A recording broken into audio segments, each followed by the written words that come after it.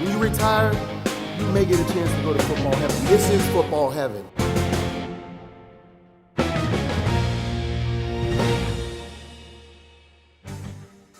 Hey guys, welcome to The Mission. I'm your host, Jameer Howerton, and we have a treat for you today. Today, we're going inside the locker room. That's right, as we continue to celebrate the excellence of the inaugural class of Award of Excellent honorees, we're honoring the trailblazers of equipment managers, the men that put the gloss on the helmets, designed the cleanest uniforms, and all while keeping the NFL players safely outfitted. Helping me honor these men today is Mike Davidson, retired head equipment manager for the Kansas City Chiefs, and is now the associate historian and curator of the Chiefs Hall of Honor. Mike, welcome to The Mission, sir. It's such an honor to have you on our show. You know, as we celebrate the excellence of these honorees, award of excellence to these very vital groups that are so near and dear to my heart. And today's group, oh my God, I'm just going back to the days of polishing the helmets and lacing up the cleats and cleaning the locker room and doing the laundry and helping out with the ordering. It's just so amazing to see the hall pay homage to the men that are truly behind the scenes, but make the engine go. And when I think of the equipment managers, it was so fitting to have you on. I still remember the conversation you had with a young Jameer Howerton guiding me through this industry. And it's just so great to see you today and have this moment to really pay homage to the pioneers, as I like to say, our game, the equipment managers, you know. So with that being said, when you think of this award, Mike, well, Jameer, what are your feelings? First of all, it's nice to reconnect with you again. It's been a few years, but it's great. And when I got your call here recently, I was really good to hear from you. And you know, Canton, Ohio. I don't know if you were fully aware of this, but I grew up about an hour away from Canton, up in Mentor, and I actually taught school down in Stowe, Ohio, for 5 years, just not far from Canton. So I'm very familiar with the area. And actually, my junior varsity team in high school, we play football on the football field right next to, the Canton McKinley football field. We played. Wow, I got chills, Mike. I didn't know that. Oh my gosh. We played a JV game there. Of course, that was about almost 50 years ago when we did that. So it's changed a little bit down around there. But no, thank you, Jameer. This is an honor to be on this. And again, I have great respect for the Pro Football Hall of Fame and the city of Canton. And so thank you for reaching out and looking forward to having a little discussion here with you.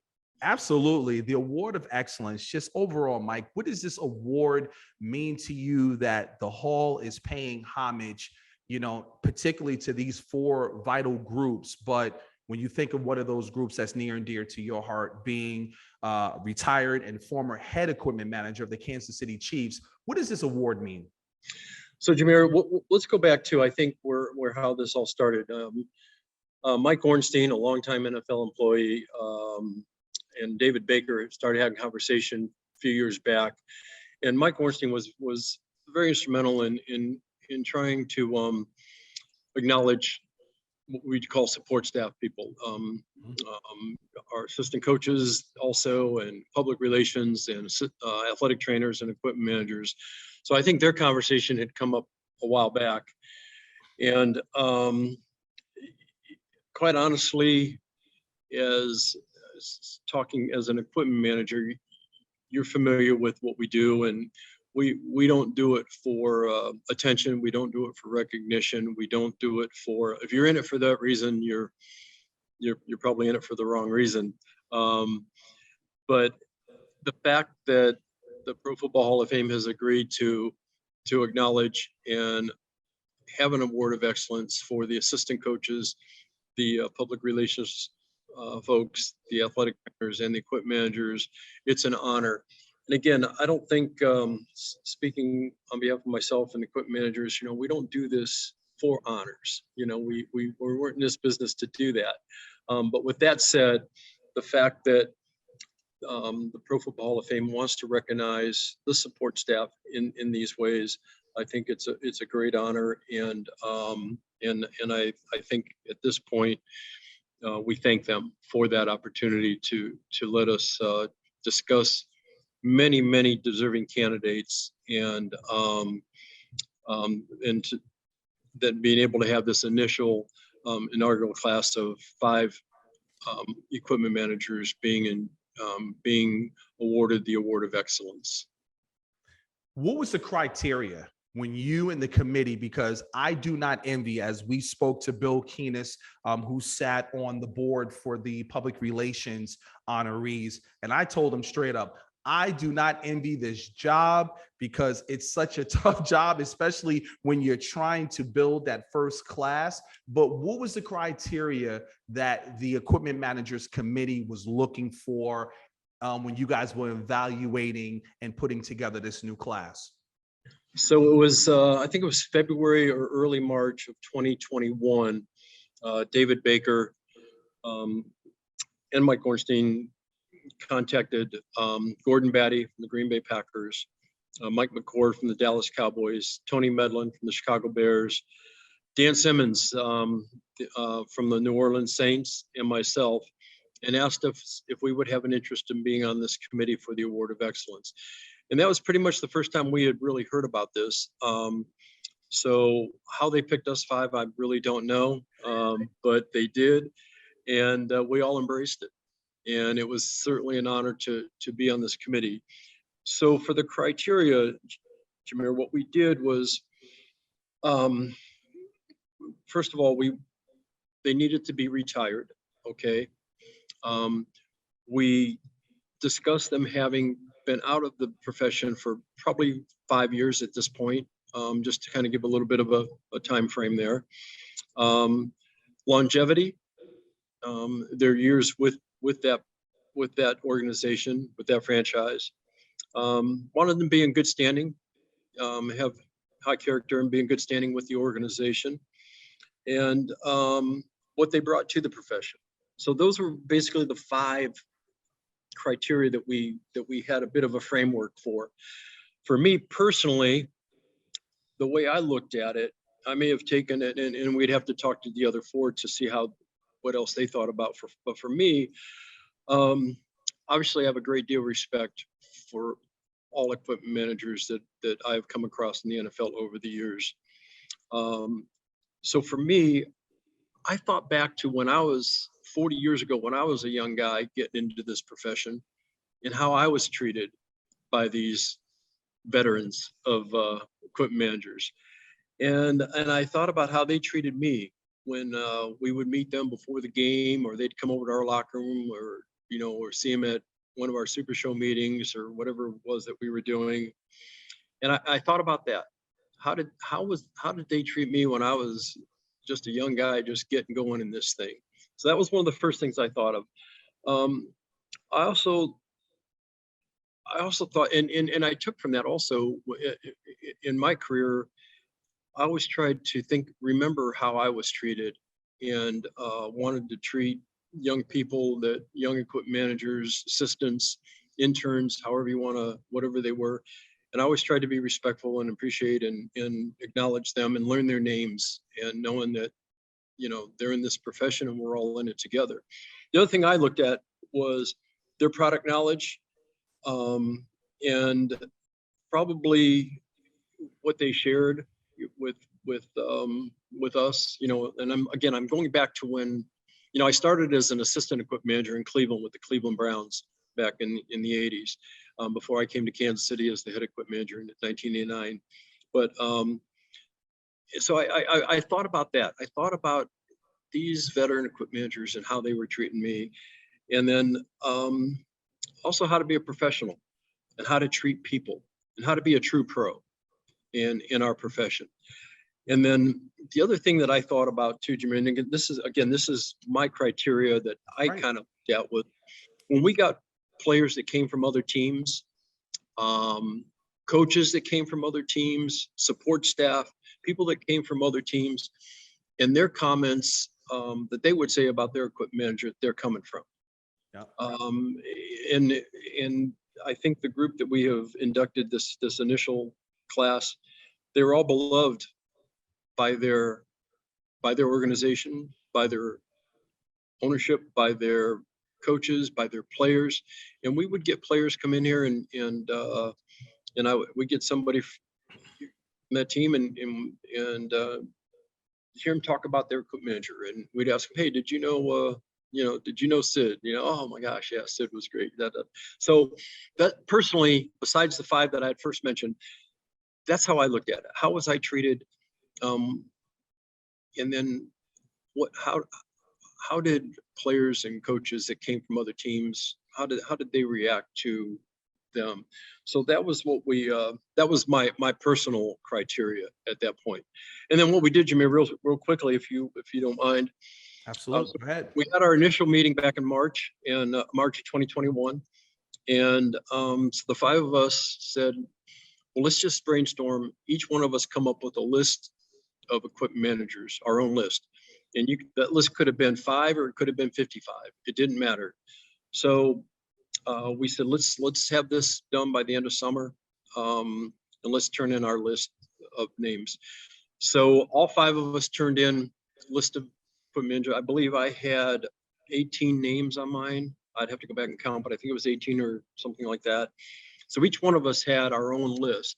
We compiled the list, and of course, some of us had the same names, that were on there. In that initial list, I believe we had 48 names that we came up with from over the years. So we took that list then, and we all studied it, and we said, let's pare that down now to 10. So each one of us then took that list of 48, and each one of us came up with our own list of 10 names. So we turned those into each other. We compiled that list, and again, some of us had the same name, on each one of the 5 of us had the same name on each one of our list of 10, and we discussed. We had a tie-breaking system, which we did have a tie. So we took the most vote getters at that point, and then the ties we re-voted on the ones that were tied, had discussions on them, and then we took that list of 10 once we came up with our final list of 10, and we narrowed it down to 5, our final 5. And quite honestly, working with Tony and Mike and Gordon and Dan, who I have great respect for all 4 of those gentlemen over the years. And who are all legends in their own right, including yourself. Well, thank Just you. saying, as a young pup, got to say that. It was, and I think if we talked to all 4 of them, we'd all say the same thing, that we were all very honored to be able to even be in this position. And so we I don't know, I think we both were, or I think all of us were just so honored to have this opportunity to talk about these gentlemen and to come up with a list, knowing what we were going to be doing. And again, coming up with the 5 inductees for this first class, it wasn't easy. It wasn't easy at all. Narrowing it to 20 to 10 was difficult. And then narrowing it down to 5, oh my goodness. So, but I think the thing we got to remember is this is something that is going to be, next year we will have 2 inductees, and then every after that there will be 1 inductee. Oh. And so this isn't just a one-time thing for this year. Okay, we're going to continue this from next year with 2 inductees and then 1 after that each year. So even though we had some really good, excellent candidates that didn't make the final 5 this year, there's certainly going to be opportunity for this for them to have the opportunity going forward with 2 next year and then 1 after that. And I'm not sure how the committee's going to set up. We will probably change out some of our committee members, or we may run it again this year. I'll talk to the Hall of Fame here in June about if we keep this committee together 1 more year, or how we're going to do that. Quite honestly, personally, if they would want me to be on this committee every year, I would be honored to do it. But so anyway, hopefully that gives you a little bit of an idea how we Absolutely. Absolutely. Well, with that all being said, Mike, let's jump into it. I'm going to shut up and let's meet the 2022 class of Award of Excellent Honorees of the Equipment Managers. So again, this was a very tough task, Jamir, totally tough task. When we put the bios together for this year's 5 inductees, and you read about their bios, you read about what they've done. I think the first thing that stood out to me was Ed Carroll and Dan Simmons served in the Navy, the U.S. Navy. Whitey Zimmerman, I'm sorry, Ed and Sid served in the Air Force. Whitey and Dan served in the Navy, and that was the first thing that stood out to me. Was these men, they were serving others in our country before they even got into this profession. And I just found that very striking, and it was very humbling to see that. And it I thought the world of all these gentlemen, but after seeing that really stood out. And then when you go through and read their bios, first of all, we'll start with Whitey. I mean, Whitey Zimmerman, the Godfather. You know, he was first and foremost on everyone's list. And I think if you asked any equipment manager in the NFL, they would all say the same thing. The way he treated people, the way he treated young people. I remember when I came to Kansas City and my assistant that I had just brought on as my full-time assistant, Alan Wright. We were at one of the Super Shows NFL meetings back then. It was what was now the NFL meetings for the equipment managers, and Whitey just took him under his wing. Now, was that good or bad? I'm not sure, but a lot of stories and a lot of fun stories. But just the way he treated, the young people in this, Whitey was just great to everybody. Yeah. He worked in baseball for a while. He was a policeman. He was, like I said, he was in the United States Navy. And again, our annual award that we have for the NFL equipment managers is the Whitey Zimmerman Equipment Manager of the Year award. Wow. And it's named after Whitey. So, it started with Whitey. He was our first choice. And then you go to Sid Doc Brooks. Doc. When I came to Kansas City in 1989 to be the equipment manager, I got here, and of course we didn't have cell phones or email or texting or anything like that. I was here the second day in Kansas City, coming from Cleveland, and my phone rang in the office here, and I wasn't even sure how to answer the phone at that point, but I picked it up and it was Sid. And Sid said, "Mike, welcome to the AFC West." And I never forgot that. He said, "You need anything, you have any questions, you let me know." He knew I was coming from Cleveland as an assistant. And here's Sid calling me up. And again, Sid was such a proud man and such a gentleman. And again, his service in the Air Force Academy, I tell you, what an outstanding person. And regardless if he's an equipment manager or not, just an outstanding person. And he had such he's involved with fashion. I think he had a degree in fashion merchandising, and he was always coming up with really different ideas. And he had a one-piece uniform with the jersey and the pant and the socks all kind of sewn together. He was very colored football shoes, colored face masks. 3 colored jersey numbers, Sid was very creative. Again, Sid was someone that we obviously played him twice a year and spent a lot of time with him, and always searched him out. And of course, his wife, Jerry, and his family always had such great deal of respect. And then you go with Tony Parisi. Tony, oh my gosh, he was in our division in Cleveland there, and see him, and a lot of fun. Very, very energetic, just a very, his bark was probably way worse than his bite when it came to things, but he was a really good man. And you know, he came up with carpet tape on the shoulder pads to keep the jerseys down, tailoring uniforms.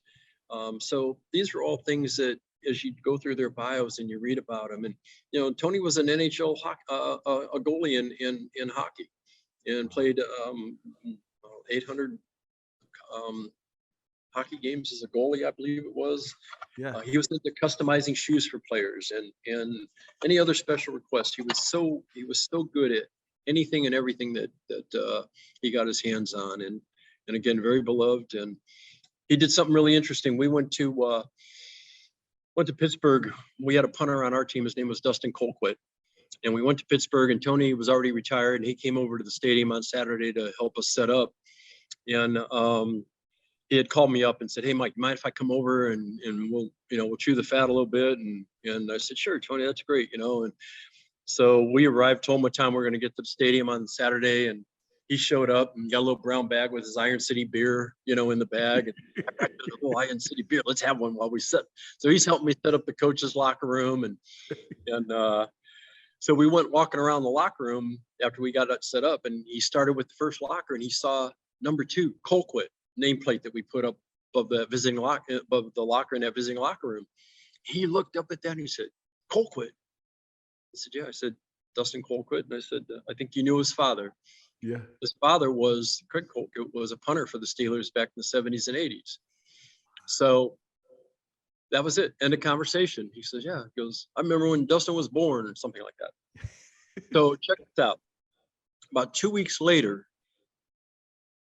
in the mail in my office in Kansas City in the equipment room, I get this little brown, like a paper bag rolled up, handwritten to me with Tony Parisi return address.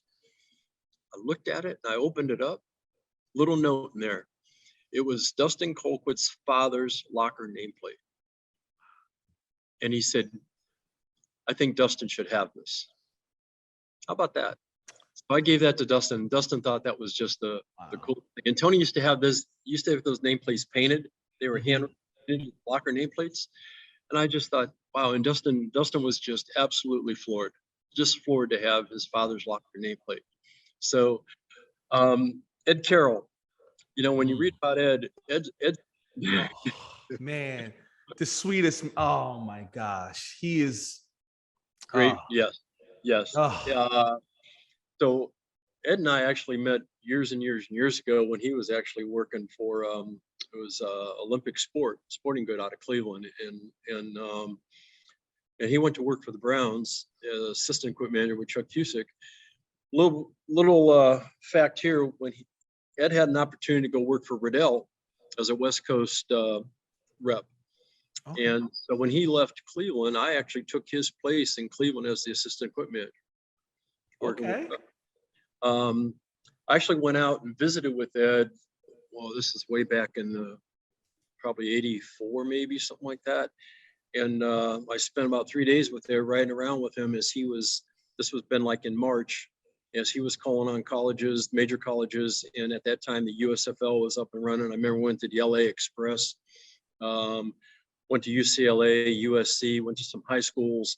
I just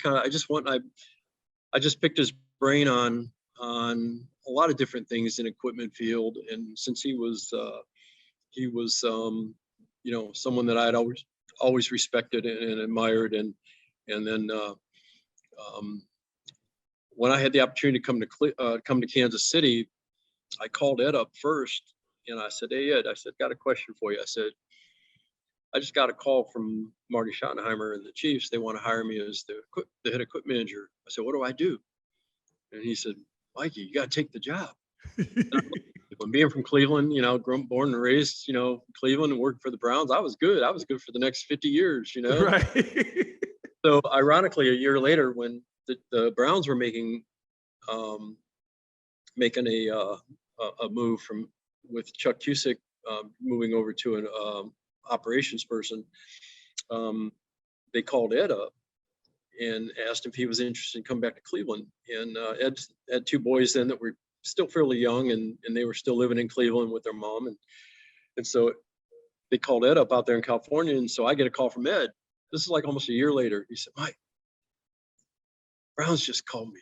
They want me to come back and take over for Chuck. What do I do? I said, Ed, you got to take it, So it was kind of interesting. Ed and I have been very close for many, many years. And again, like you said, what a sweetheart. Man. He's the best. And when you get players and coaches that Ed had worked with, I remember we brought Derek Alexander here from to play for us, and he had just come from Cleveland. And when I mentioned Ed's name, his eyes lit up, and he's gosh, look at that man. And then we got Dan Simmons, Chief, and there isn't a classier, more organized, nicer human being than Chief. And you talk about a well-respected human being and organized. Chief taught me a lot about being organized. So for a number of years, they had training camp up in Wisconsin in La Crosse. And we actually had training camp up in River Falls, Wisconsin. So we would get together each year for 2 or 3 days and practice against each other.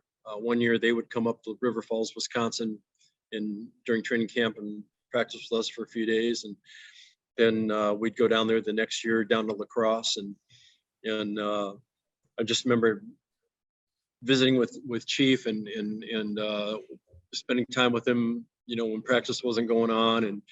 And we would, down in La Crosse, we would go up to a place up on top of this little hill, and it was called the Alpine Inn, and we'd go relax for a few hours when you didn't have much time to do that at training camp. And then when he'd come, we'd find our way down to our little downtown and relax. But I have so much respect for Chief and for what he's done. And of course, his father was a longtime equipment manager in the NFL for the St. Louis Cardinals. And then when they made when the St. Louis football Cardinals made the move to Arizona in 1988, his father actually retired at that point. And that apple didn't fall very far from that tree. His father was also a very, very wonderful gentleman and a good human being. So again, as you read through each one of these 5 inductees and their bios, and again, I think I mentioned earlier about how I know how they made me feel. Young guy coming up, and the things that they did, and the kindness, the stories. Oh my goodness, the stories. I wish I could tell them all. We had a lot of fun. They knew how to have fun, but they knew how to be a pro, and they were pros. They were true pros. They were professionals, and how to get along with people, and how to, Jameer, in the equipment room, we kind of got to be like Switzerland in a lot of ways. We got to be neutral. We got to, we're almost like the confessional in so many ways, and they come in for their little refuge, and you just try to make everyone that comes in that equipment room the most important person you met that day, and treat them well. And that's right. So yeah, I used to tell people all the time, you see, you hear, but you shut your mouth. Period. You know, you're right. We were they have trust in you. Yeah, they have faith in you, and that's right. And each one of those players that will come in, you find out what makes them tick, what makes them work, what they're most comfortable in, what little special thing they need or want, or if it's a T-shirt that they want to have on game day, or if it's a player that he doesn't want you jacking with his chin strap, even though it needs to be changed out because it got ripped in it. And just, you approach him that way, and you just learn about that player and how that's right. The tick. And again, I think when you look at our 5 inductees that we have here, Jameer, I think every one of them fit the bill. And again, that doesn't mean that those that didn't make the 5 this year, that they will someday. That's the hope. Now, here's what's real interesting, Jameer. Dan Simmons, Tony Parisi, and Ed Carroll, they're still alive. They're still alive. Now, Whitey and Sid have passed away. Yes. I thought this was a real honor. I was able to, I was the one asked to make a call to each inductee or their family and let them know about this. Now, of course, Dan Simmons was on our committee, Right. and we elected him. And I think telling when Chief found out he was in the top 5, he cried. He cried. Ed Carroll couldn't speak. He was crying. Now, what's interesting about both those gentlemen, both of them, and they were told separate times, both of them said they didn't feel they were deserving of it. They said there's so many others that are so deserving of this honor. And they were almost humbled they were certainly humbled. They were surprised, humbled, but they were both of them said, there's so many others that should have this and not me. Are you sure this, and they were crying. Wow. Crying. So honored. And I think if you ask them both today, they would both say the same thing. They say, look, there's so many others that should have this position. When I talked to Tony and his wife, Tony's 89 years old now, and it will hard thing. So his wife was doing a great job of understanding, what was going on. And Tony and I had always had a great relationship over the years, and his wife and I'm sure their family were all very honored too. The opportunity to call Whitey Zimmerman's son and let them know, again, just almost silence when you tell them this. They were so surprised, but so humbled and so honored. And then Sid Brooks's family, Joey, his son, did the visiting clubhouse out in San Diego, the visiting team. So Joey and I got to be very close. We went out there every year, and Joey's mom, Sid's wife, Jerry, just an absolutely beautiful, beautiful woman. So when I told Joey, he just, the reaction was all the same. They were surprised, they were humbled, they were quiet, honored, and it was an honor to be able to let them all know on behalf of our committee, on behalf of the Pro Football Hall of Fame, and this award of excellence, to let them know that it was very humbling for me to be able to let them all know that. And again, there's so many, as you said it earlier, there's so many great candidates, and there will be more inducted over the years, 2 next year and 1 every year after that. So it's not a slight against any one of them that they weren't in the 5 in this first class, but the 5 that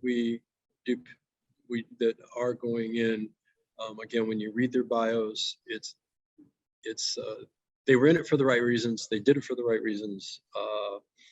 They were, look, this profession, man, we're in the background. You know that. You get there early, you stay late, and you do whatever it takes. You don't really look at a clock.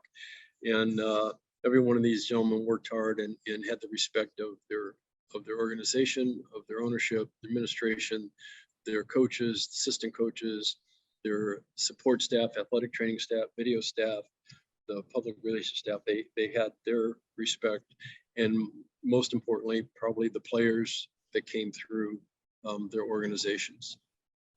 Well, definitely a well-deserved class. Congratulations to these legends, and great job by you and your colleagues that sat on that committee. Like I said, I don't envy that job at all because I know it's tough, but you guys did a great job. Bravo. And when I look at Mr. Brooks, if my mind serves me correctly, just a little Black history note, he was the first African-American head equipment manager hired in the National Football League.